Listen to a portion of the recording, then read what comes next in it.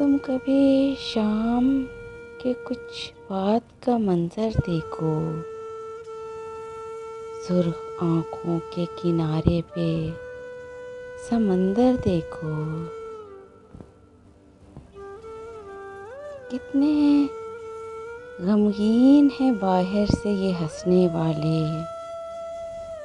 वक्त पाओ तो कभी झांक के अंदर देखो।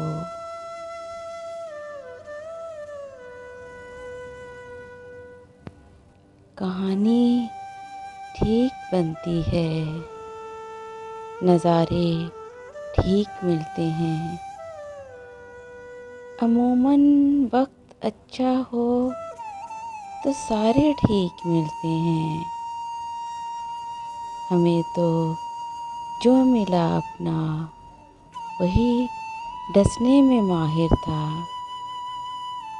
न जाने कैसे लोगों को सहारे ठीक मिलते हैं।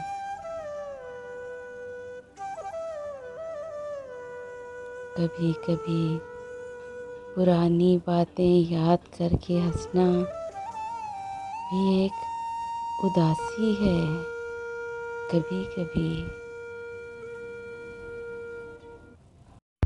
Please subscribe my channel and press the bell icon.